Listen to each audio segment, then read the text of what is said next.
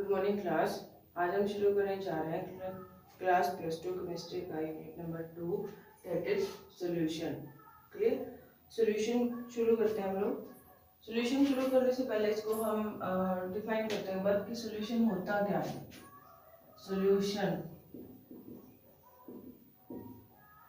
Solution क्या होता है, इसके अंदर हम जब किसी भी लिक्विड के अंदर कुछ और मिक्स करते हैं, मीन्स कि हमें हमारे पास क्या है, लिक्विड सॉल्यूशन जो होता है वो लिक्विड स्टेट में होगा। इसके अंदर क्या होगा, दो कंपोनेंट्स होते हैं, सोल्यूट प्लस सॉल्वेंट। ये टू कंपोनेंट सॉल्यूशन है। तो यहाँ पे मतलब बेसिकली टू है, बट ये आपको जो सोल्यूट है वो सॉल्वेंट जो है, सोल्यूट क्या होता है, ये हमारा हमेशा स्मॉलर अमाउंट में होगा, स्मॉलर अमाउंट। सॉल्यूशन के अंदर जो सोल्यूट होता है वो हमेशा कम अमाउंट में प्रेजेंट होता है, बट सॉल्वेंट जो है वो क्या होता है, लार्जर अमाउंट, ये ज्यादा अमाउंट में प्रेजेंट होगा। क्लियर। जैसे मेरे पास क्या है, ग्लास ऑफ वाटर है, ठीक है। इसके अंदर मैंने क्या डाल दिया, 1 table spoon of salt, 1 table spoon salt डाल दिया, ठीक है। तो ये क्या हो जाएगा, इसको स्टर कर दिया तो इससे सारा मिक्स हो जाएगा। तो ये क्या बन गया मेरे पास, एक नया सॉल्यूशन। तो ये सॉल्यूशन कौन सा है, जिसके अंदर सिंगल सोल्यूट है। तो सोल्यूट आपके मोर देन 1 भी हो सकते हैं। जैसे अगेन मैंने इसके अंदर ओ डाल दिया, शुगर डाल दी, ठीक है। देन मैंने इसके अंदर ओ डाल दिया लेमन, तो क्या बन गया, नींबू पानी। तो ये जो सोल्यूशन है मेरे पास, इसके अंदर 3 सोल्यूट है, शुगर, लेमन एंड सोल्ट। तो ये क्या होगा मेरे पास, 3 सोल्यूट सोल्यूशन। क्लियर। तो सोल्यूट आपके नीड के अकॉर्डिंग कितने भी हो सकते हैं। सॉल्वेंट 1 होगा, और ये जो सोल्यूट है ये हमेशा प्रेजेंट होंगे इन लेसर अमाउंट। तो ये हमारा हो गया सोल्यूशन। क्लियर। तो सोल्यूशन के बाद हम जब शुरू कर रहे हैं, सबसे पहले हम सोल्यूशन के रिगार्डिंग कुछ टर्म्स देखते हैं जो आपको सोल्यूशन के न्यूमेरिकल्स को सॉल्व करने होंगे तब आपको चाहिए होंगे। और सबसे पहले है परसेंटेज। परसेंटेज किसी चीज की आपने क्या निकालनी है, परसेंट निकालनी है। तो परसेंट हम कैसे निकालते हैं, और जैसे हमारे मार्क्स आते हैं तो obtain marks by total marks into 100। तो सेम हियर, यहाँ पर क्या है, mass of solute divide by total solution into 100। ये सिंपल है। परसेंट निकालने के लिए हमें क्या करना है, mass of solute divide by total solution कितना है हमारा, एन इनटू 100। जैसे इस तरह से आप परसेंट सोल्यूट की भी निकाल सकते हो, सॉल्वेंट की निकालने का आप सॉल्वेंट की भी निकाल सकते हो कि सॉल्वेंट कितने परसेंट में प्रेजेंट है। देन है नेक्स्ट इज स्ट्रेंथ।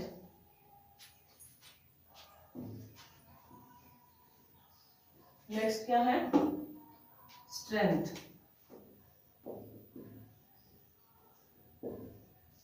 स्ट्रेंथ क्या होता है, जैसे नाम से क्लियर हो रहा है, स्ट्रेंथ मीन्स पावर। अब पावर किसकी होगी यहाँ पर, सॉल्यूशन की पावर कैसे होगी। जैसे मेरे पास अगेन ग्लास ऑफ जो वाटर था, उसके अंदर मैंने क्या मैं ऐड करी उसके अंदर सॉल्ट। तो मैं जितना सॉल्ट ऐड करते जाऊंगी उतना ही क्या है, सॉल्यूशन स्ट्रॉन्ग होता रहेगा। मीन्स कि सोल्यूट की अमाउंट जितनी ज़्यादा होगी उतनी ज़्यादा उसकी स्ट्रेंथ होगी। तो मीन्स क्या है, स्ट्रेंथ किसके ऊपर डिपेंड कर रही है, सोल्यूट के ऊपर। तो यहाँ पर क्या हो जाएगा, mass of solute in gram, mass of solute in gram divide by volume of solution. तो जितना आपका सोल्यूट का मास है उसको उसके वॉल्यूम से डिवाइड कर देंगे, तब हमारे पास क्या आ जाएगा, उसकी स्ट्रेंथ। एंड आप वॉल्यूम किस में लोगे, लीटर के अंदर, ठीक है। तो लीटर की जो वॉल्यूम है पूरे सॉल्यूशन की, उसको उससे डिवाइड कर दो आप किसको, मास ऑफ सोल्यूट से। मीन्स आपको सॉलिड मास गिवन जो होगा, नहीं गिवन है तो उसको हम डेंसिटी फॉर्मूला से चेंज कर लेंगे, rho is equal to mass by volume से। तो आपको क्या करना है, स्ट्रेंथ निकालने के लिए हम क्या करेंगे, mass of solute in gram divide by 100 gram of sorry volume of solution in litre. ये होगी हमारी स्ट्रेंथ। नेक्स्ट है, अच्छा स्ट्रेंथ का यूनिट क्या हो जाएगा, ये हम किस में मेजर कर रहे हैं, ग्राम्स के अंदर, ग्राम, और ये सॉल्यूशन वॉल्यूम किस में जा रही है टोटल, लीटर के अंदर, तो ग्राम पर लीटर जो है वो स्ट्रेंथ के यूनिट हो जाएंगे। क्लियर। नेक्स्ट टर्म है मोलैरिटी। मोलैरिटी मोलैलिटी दोनों टर्म्स एक साथ ही करेंगे। मोलैरिटी मोलैलिटी ये होता है number of moles of solute divide by solution in litre. ये है number of moles of solute divide by molality, तो सॉल्यूशन इन केजी। ये हमारे पास दो डेफिनेशन है, मोलैरिटी की एंड देन मोलैलिटी की। इसमें हमने क्या करना है, दोनों सेम है, बस फर्क आ रहा है हमारे पास कि इसके अंदर जो हम वॉल्यूम ले रहे हैं वो लीटर में लेंगे एंड इसके वॉल्यूम लेंगे जो हम केजी के अंदर लेंगे। तो मोलैरिटी एंड मोलैलिटी फर्क क्या है इसके अंदर, बस सिर्फ ये है कि इसका जो टोटल सॉल्यूशन होगा वो लिक्विड स्टेट में आ रहा है एंड इसका सॉलिड स्टेट में आ रहा है। उससे पहले हम देखते हैं नंबर ऑफ मोल्स क्या होगा यहाँ पर। Number of moles, number of moles क्या होता है, given mass divided by molar mass. किसी भी आपको सॉल्यूट का मास दे रखा है, उसका अगर आपको मोल्स निकालना है तो मोल क्या होगा, कितना मास गिवन है आपको, मैं उसने सॉल्यूशन बनाने के लिए कितना मास यूज किया, डिवाइड बाय उसका मॉलिक्यूलर मास। मॉलिक्यूलर मास हम फाइंड कर लेंगे, एटॉमिक मास आपको लर्न होगा। तो ये है हमारे पास, तो हम अलग से नंबर ऑफ मोल्स निकालेंगे इन दोनों के लिए एंड देन इनके टोटल को डिवाइड कर देंगे नंबर ऑफ मोल्स को बाय सॉल्यूशन इन लीटर और सॉल्यूशन इन केजी। तो अब ये जो मोलैरिटी है ये एंड देन मोलैलिटी, इन दोनों में से बेटर क्वांटिटी है वो होती है मोलैलिटी, बट हम डेली लाइफ में जो यूज करते हैं रेगुलर में वो यूज की जाती है मोलैलिटी। क्लियर। ऐसा क्यों है, क्योंकि इसका जो सॉल्यूशन है वो किसमें बन रहा है, केजी के अंदर, ऊपर वाला सॉल्यूशन बन रहा है लीटर के अंदर। तो जो केजी होता है मींस ये क्या है, solid, this one is liquid. तो ये जो हमारा सॉल्यूशन है, सॉलिड जो स्टेट है वो क्या है, टेम्परेचर डिपेंडेंट नहीं होती, मीन्स टेम्परेचर की चेंज होने पर सॉलिड के ऊपर बहुत ही नेग्लिजिबल या कहो कि फर्क नहीं पड़ता। बट अगर वॉल्यूम टेम्परेचर चेंज होता है यहाँ पर, तो टेम्परेचर चेंज होने के साथ क्या होगा, वॉल्यूम पर फर्क पड़ेगा। किसी लिक्विड का आप टेम्परेचर हाई कर दो वॉल्यूम इंक्रीज हो जाएगा, टेम्परेचर लो कर दो वॉल्यूम डिक्रीज हो जाएगा। तो इसी तरह से क्या है, ये मीन्स टाइम के साथ कंडीशन के अकॉर्डिंग ये चेंज हो जाएगा। तो इसीलिए हम मोलैलिटी जो है वो बेटर क्वांटिटी है देन मोलैरिटी। बट हम यूज क्यों करते हैं इसको, यूज इसलिए किया जाता है क्योंकि जो सॉल्यूशन हम बनाएंगे लिक्विड स्टेट के अंदर, सबसे पहले तो उसकी मिक्सिंग क्या होती है, थोरोली मीन्स आप उसको मिक्स करेंगे तो हमारे पास एक होमोजेनियस मिक्सचर तैयार हो जाएगा। बट सॉलिड के केस में किसी चीज को थोरोली मिक्स करना इतना आसान नहीं है। तो इसी वजह से हम क्या है, अपने एक्सपेरिमेंट्स को परफॉर्म करने के लिए हम मोलैरिटी लेते हैं, सॉल्यूशन को लिक्विड स्टेट में लेते हैं, ना कि सॉलिड स्टेट में। दूसरा कि सॉलिड स्टेट में वो क्या है, किसी भी सॉल्यूशन को बनने के लिए मीन्स आयंस के ट्रांसफर होने के लिए हमें एक्वस मीडियम चाहिए। तो यहाँ पर क्या है, सॉल्यूशन नहीं बन पाएगा एंड यहाँ पर सॉल्यूशन इजीली प्रिपेयर हो जाएगा। जो सॉल्युबल सॉल्वेंट्स लेके पर्टिकुलर पोलर में पोलर, नॉन पोलर में नॉन पोलर, इसीलिए क्या है ये चेंज नहीं होती, ये टाइम के साथ चेंज हो जाएगी कंडीशंस के अकॉर्डिंग। बट हम यूज इसको करेंगे ताकि हमारा सॉल्यूशन प्रिपेयर हो सके। देन नेक्स्ट वन टॉपिक है हमारे पास नॉर्मेलिटी।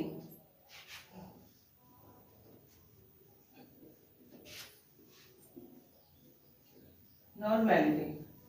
इसके अंदर आपको क्या फाइंड करना पड़ेगा, gram equivalent mass. Normality, normality क्या होती है, gram equivalent mass of solute divide by total volume in litre. ये है हमारा नॉर्मेलिटी का फॉर्मूला। तो ये हमारे पास जो नंबर ऑफ ग्राम इक्विवेलेंट है सोल्यूट के, वो हम कैसे निकालेंगे। तो ग्राम इक्विवेलेंट मास निकालने के लिए आपको क्या करना है, ग्राम इक्विवेलेंट मास, जैसे आप किसी एलिमेंट का निकाल रहे हो, या आप किसी एसिड का निकाल रहे हो, या आप बेस का निकाल रहे हो, सिमिलरली सोल्ट का निकाल रहे हो, तो सभी केस में जो हमारा सोल्यूट है, जो हमारे पास मास ऑफ जो सोल्यूट है, उसको हम क्या करेंगे, मास ऑफ सोल्यूट जो है, अगर वो एलिमेंट का आपने निकालना है ग्राम इक्विवेलेंट मास, तो वो इसमें क्या किससे डिवाइड करेंगे, वैलेंसी से। एलिमेंट की जितनी भी वैलेंसी होगी वहां पर, उससे हम उसको डिवाइड कर देंगे, तो उससे क्या है, उस एलिमेंट का, पर्टिकुलर एलिमेंट का हमारे पास ग्राम इक्विवेलेंट मास आ जाएगा। देन है एसिडिटी। एसिड के लिए अगर हम ग्राम इक्विवेलेंट निकालेंगे तो उसमें क्या होगा, मास ऑफ सोल्यूट जो है वो किससे डिवाइडेड हो जाएगा, इसकी बेसिसिटी से। बेसिसिटी का मतलब है यहाँ पर कितने रिप्लेसेबल हाइड्रोजन है। जैसे मेरे पास सल्फ्यूरिक एसिड है H2SO4, यहाँ पर रिप्लेसेबल हाइड्रोजन कितने हैं, 2, तो इसकी बेसिसिटी कितनी हो जाएगी, 2। मीन्स एसिड के लिए आप बेसिसिटी यूज करोगे एंड बेस के लिए आप क्या यूज करोगे, एसिडिटी। जैसे मेरे पास यहाँ पर क्या है, NaOH है, तो यहाँ पर रिप्लेसेबल कितने OH आयंस है, 1, तो मैं यहाँ पर निकालने के लिए उसको मैं 1 से डिवाइड कर दूंगी। सिमिलरली सोल्ट का अगर आपने निकालना है तो जो मास ऑफ सोल्यूट है उसको आप किससे डिवाइड करोगे, उसकी पॉजिटिव चार्ज से उसकी। नॉर्मेलिटी के बाद नेक्स्ट टॉपिक है हमारा मोल फ्रैक्शन। मोल फ्रैक्शन क्या होगा कि हमारे पास कोई भी सॉल्यूशन है वो कितने कंपोनेंट से बना है। जैसे मेरे पास सॉल्यूशन में 3 कंपोनेंट है एंड उनके मोल्स हैं Na, Nb एंड Nc, इतने मोल्स हैं उनके। तो मुझे अगर मोल फ्रैक्शन निकालना है तो मोल मीन्स कि जो मोल्स हैं उनका कितना फ्रैक्शन है, कितना पार्ट है उसके अंदर। तो जैसे यहाँ पे क्या होगा, अगर मुझे Na के मोल निकालना है तो मैं क्या करूँगी, Na by Na plus Nb plus Nc, तो ये मेरे पास क्या आ जाएगा, उसका मोल फ्रैक्शन। आप इसी तरह से किसी भी जो कंपोनेंट है उसका आप मोल फ्रैक्शन निकाल सकते हो। देन नेक्स्ट है मेरे पास नॉर्मेलिटी या मोलैरिटी इक्वेशन। ये बहुत ज्यादा बेनिफिशियल है हमारे लिए। कैसे, जो इक्वेशन है नॉर्मेलिटी एंड मोलैरिटी, उसका हम यूज कर सकते हैं न्यू सॉल्यूशन प्रिपेयर करने के लिए। जैसे यहाँ पर मेरे पास इक्वेशन है M1 V1 is equal to M2 V2 या N1 V1 is equal to N2 V2। ये मेरे पास क्या है, सॉल्यूशंस है। तो यहाँ पर क्या करना है हमें कि जो M1 है, सपोज लो कि मेरे पास, मैं मोलर के अंदर चल रही हूँ, मेरे पास एक सॉल्यूशन था जिसके अंदर इनिशियली क्या था, M1 1 मोलर सॉल्यूशन था। वो V1 कितना था उसका 100 ml, ठीक है। तो अब सब आपको वो सॉल्यूशन चाहिए बट उसकी मोलैरिटी है वो आपको अलग चाहिए। अलग मोलैरिटी के लिए जैसे यहाँ पे 1 मोलर सॉल्यूशन है, अब 1 मोलर सॉल्यूशन के बजाय आपको क्या चाहिए, M2 चाहिए आपको 0.2 मोलर, आपको 0.2 मोलर का सॉल्यूशन चाहिए। तो इसके अंदर आप कितना लिक्विड मिक्स करोगे, मीन्स के कितने डाइल्यूशन करोगे आप लोग, ताकि जो सॉल्यूशन है इसके मोल्स कम हो रहे। क्यों, क्योंकि सोल्यूट तो उतना ही रहेगा ना जितना आप डाल चुके हो एक बार। जैसे आपके पास एक कंटेनर था उसके अंदर लिक्विड, तो हम इंक्रीज कर सकते हैं, बट जो सोल्यूट एक बार हमने डाल दिया उसी सोल्यूशन को अगर आप लेसर में चेंज करना चाहते हो या लेसर है उसकी हेल्प जो कैलकुलेटेड है इस इक्वेशन की हेल्प से आप कैलकुलेट करना चाहते हो कि अगर मुझे और ज्यादा मोलर सोल्यूशन का बनाना पड़ेगा तो मुझे क्या करना पड़ेगा। तो इसके लिए हम क्या करेंगे, अब हमें फाइंड क्या करना है, V2 फाइंड करने के लिए हम क्या करेंगे, M1 V1 1 molar into 100 ml divided by, मैं किससे डिवाइड कर दूंगी, M2 से। M2 जब नीचे आ जाएगा तो 0.2 मोलर, मोल से मोल कैंसिल हो गया तो ये क्या आ गया 1000/2 500 ml। तो जो नया वॉल्यूम है मेरे पास वो कितना होना चाहिए, 500 ml वॉल्यूम होना चाहिए। तो 500 ml का मतलब कि मुझे अभी जो मेरे पास इनिशियली जो सॉल्यूशन था उसके अंदर मुझे अब क्या करना पड़ेगा, 400 ml लिक्विड और मिक्स करना है ताकि मेरे पास जो सॉल्यूशन बने वो मेरे पास क्या बन जाएगा 0.2 मोलर का। तो इक्वेशन है बहुत जो ज्यादा यूजफुल रहती है हमारे पास न्यूमेरिकल्स के अंदर, एक्सपेरिमेंट्स के अंदर। एंड इसको निकालने के लिए मीन्स आपको कोई भी M1 V1 गिवन है या M2 V2 गिवन है उसकी हेल्प से आप मतलब 3 क्वांटिटी की हेल्प से आप फोर्थ वन को फाइंड आउट कर सकते हो। देन नेक्स्ट है हम लोग करते हैं, अभी सारी टर्म्स होने के बाद जो नेक्स्ट टॉपिक है हमारा, इसके न्यूमेरिकल से आप लोग चेक करना, solubility. Next is solubility.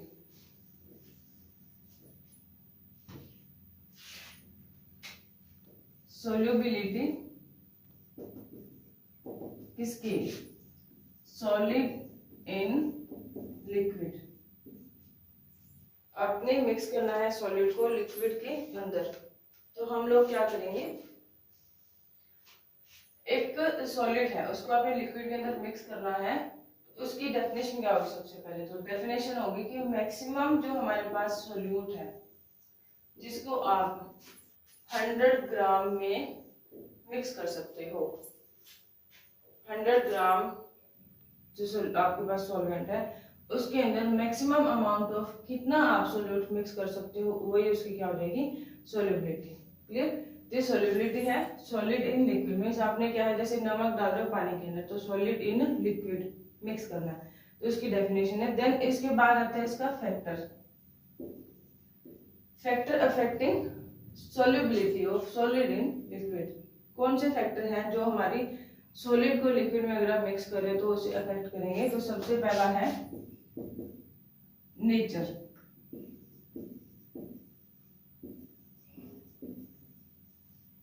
Nature of solute. Nature of solute का मतलब है यहाँ पर कि जो मिक्स करना है हमने सोल्यूट जिस भी लिक्विड के अंदर वो किस तरह का है, तो वो किस तरह का मीन्स कि उसके अंदर हमेशा जो पोलर है वो मिक्स होता है पोलर के अंदर, ठीक है।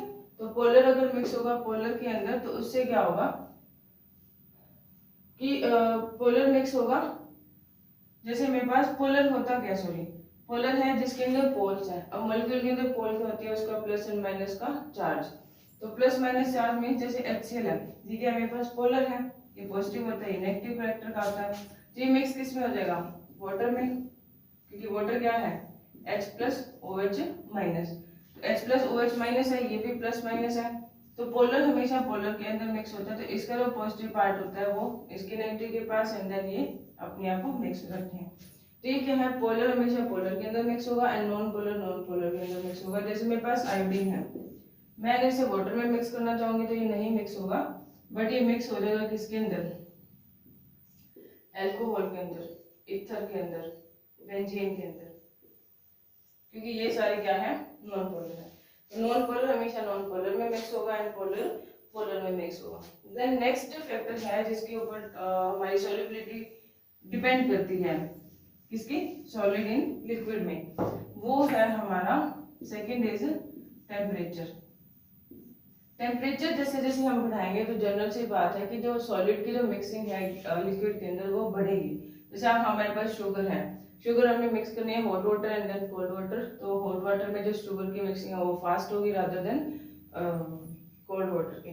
तो टेम्परेचर जैसे जैसे आप टेम्परेचर को इंक्रीज करोगे हमारी सॉल्युबिलिटी भी इंक्रीज करेगी। क्लियर, सॉल्युबिलिटी इंक्रीज करेगी, बट ये हर बार ऐसा नहीं होता। जैसे मतलब अभी जो हमारा ग्राफ बनाया हमने सॉल्युबिलिटी एंड देन टेम्परेचर, तो ये क्या है, हमारा ग्राफ राइज करेगा, जैसे जैसे टेम्परेचर बढ़ रहा है सॉल्युबिलिटी भी इंक्रीज हो रही है। बट हर बार ग्राफ ऐसे नहीं होते, कुछ ही ग्राफ इस तरह से भी आते हैं, जैसे ये है, ये ग्राफ आ गया, ठीक है। तो ये जो पर्टिकुलर सब्सटेंसेस हैं, जो मैं कुछ आप एग्जाम्पल्स इनके आप प्रिपेयर कर लेना, तो जो इनके यहाँ से सोल्युबिलिटी क्या थोड़ा सा डिक्रीज होगी, जैसे जैसे हमने टेम्परेचर बढ़ाया वो एकदम से इंक्रीज कर रही है, देन थोड़ा डिक्रीज करके फिर इंक्रीज कर रही है। तो ये क्या है, हमारे पास कंटिन्यूस कर्व भी आएंगे सोल्युबिलिटी के, एंड देन डिसकंटिन्यू कर्व भी आएंगे इसके। तो यहाँ पर क्या है, एग्जाम्पल्स दे रखे हैं, जैसे कि मेरे पास है सोडियम कार्बोनेट मोनोहाइड्रेट, तो सोडियम कार्बोनेट मोनोहाइड्रेट है, उसका भी क्या डिसकंटिन्यू ग्राफ आएगा। देन एक वो कुछ और भी होते हैं जिनको क्या है टेम्परेचर इंक्रीज या डिक्रीज करने से फर्क ही नहीं पड़ता, वो क्या है अपनी एक स्टेट से दूसरी स्टेट में शिफ्ट होते रहते हैं, इक्विलिब्रियम में शिफ्ट होते रहते हैं। जैसे उनके अंदर क्या है, उनके वाटर मॉलिक्यूल कंटेंट इनके अंदर ज्यादा होता है, तो वो क्या है एक वाटर मॉलिक्यूल कंटेंट से दूसरा बनाते रहेंगे, मीन्स वाटर मॉलिक्यूल इनके अंदर कम ज्यादा होते रहेंगे।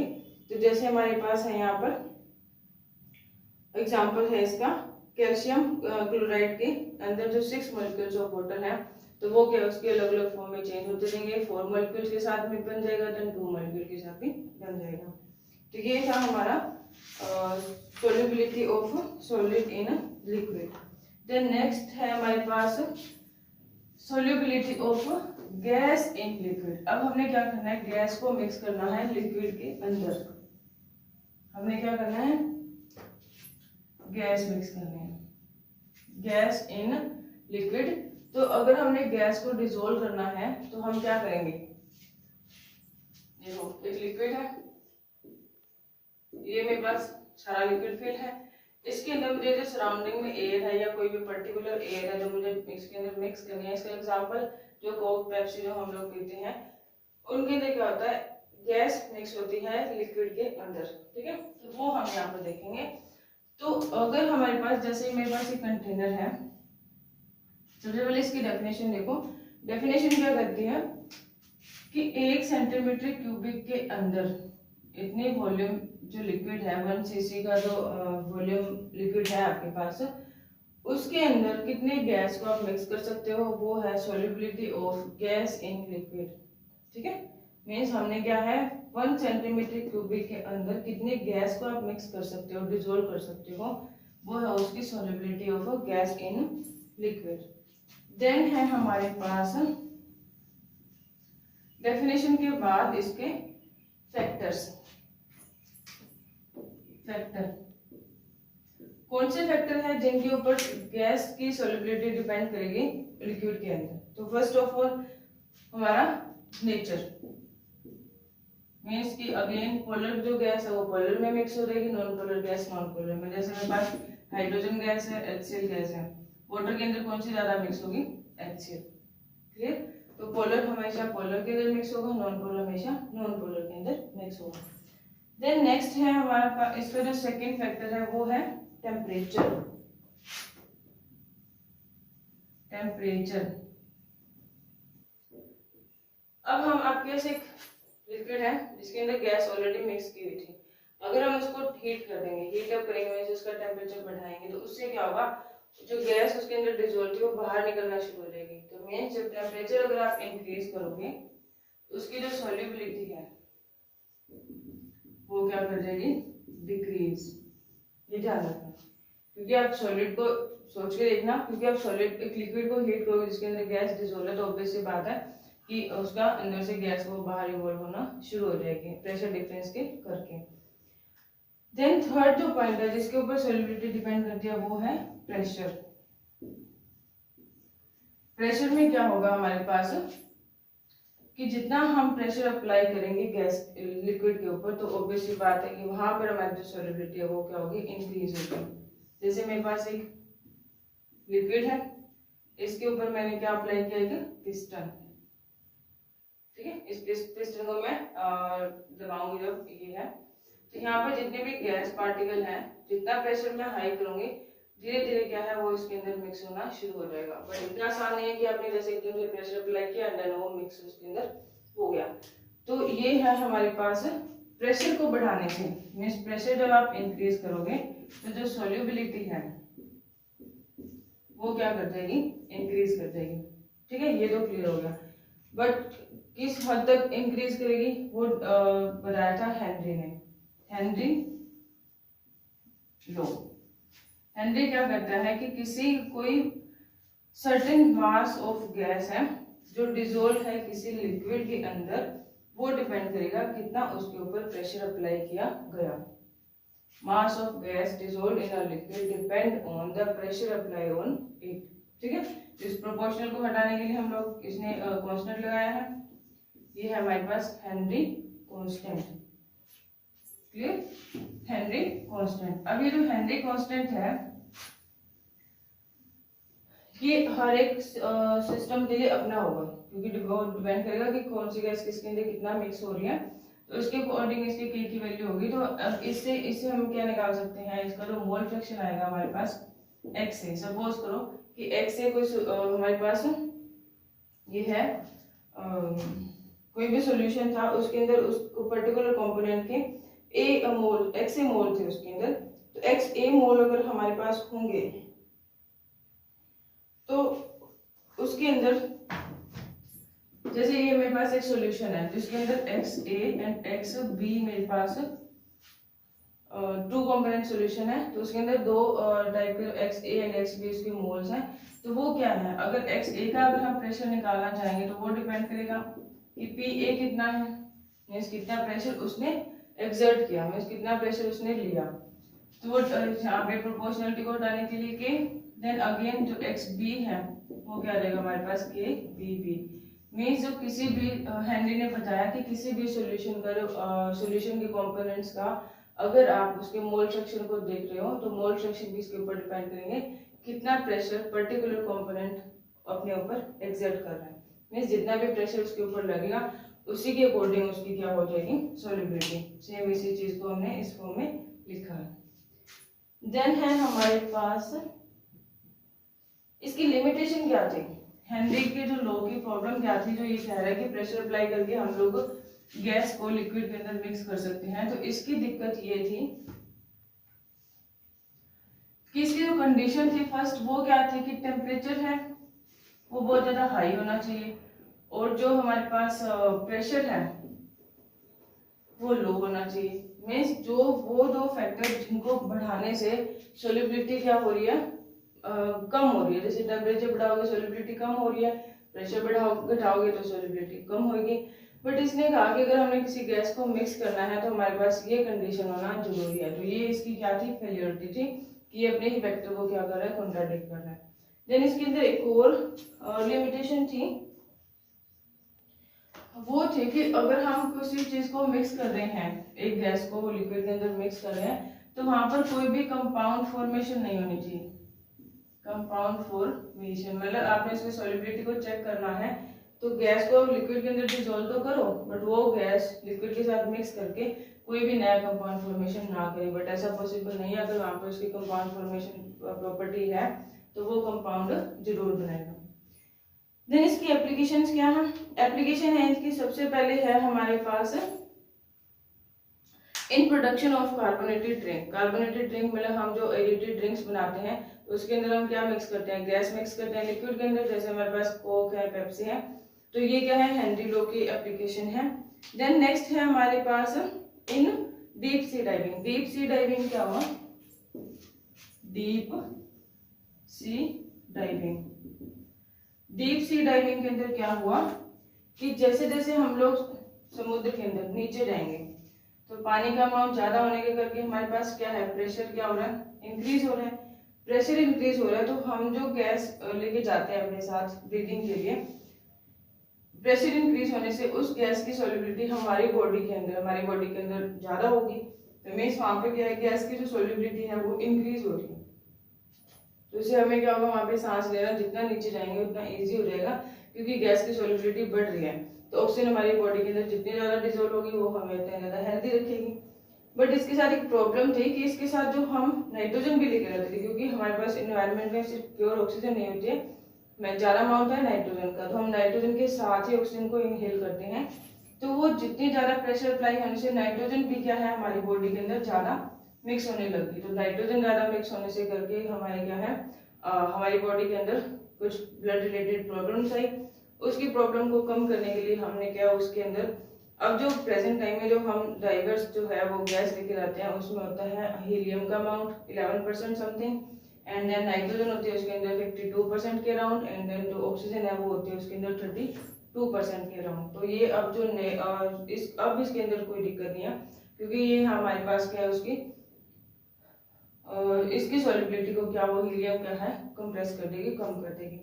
देन लास्ट है हमारे पास एक और जो कंसेप्ट है जो हमने इसकी वजह से समझा वो है फंक्शन ऑफ लंग्स। लंग्स का फंक्शन, जैसे जैसे हम अपने अंदर ऑक्सीजन को इनहेल करते हैं तो प्रेशर ज्यादा होने के करके वो क्या होगा हमारे पास अंदर ऑक्सीजन जो है वो सेल्स के अंदर और ज्यादा जल्दी से डिफ्यूज हो जाएगी। तो हमारी ब्रीदिंग में भी हेनरी लॉ के अकॉर्डिंग हम उसको एक्सप्लेन कर सकते हैं। देन लास्ट है क्लाइंबर्स पीपल, मीन जो ऊपर जो लोग रहते हैं हाइट के ऊपर, उन लोगों को प्रॉब्लम क्यों होती है वो भी हेनरी लॉ के बेसिस के ऊपर हम एक्सप्लेन कर सकते हैं। क्योंकि जितने जितना हम हाइट पर जाएंगे ऊपर जब आप मूव करोगे तो जो प्रेशर है वो क्या कर रहा है डिक्रीज कर रहा है। तो प्रेशर कम होने की वजह से हमारे पास क्या होगा हमें हमारी बॉडी के अंदर जो ऑक्सीजन गैस है वो कम मिक्स होगी तो उससे हमें ब्रीथ करने में अगेन वहाँ पर क्या होगी प्रॉब्लम। तो हमने क्या पढ़ा कुछ सॉल्युबिलिटी की टर्म्स थी, उनके न्यूमेरिकल्स आपको करने हैं। Then solubility of solid in liquid तो उसके factor, and then gas in liquid and इसके factors and numerical. I hope you understand very well. Thank you.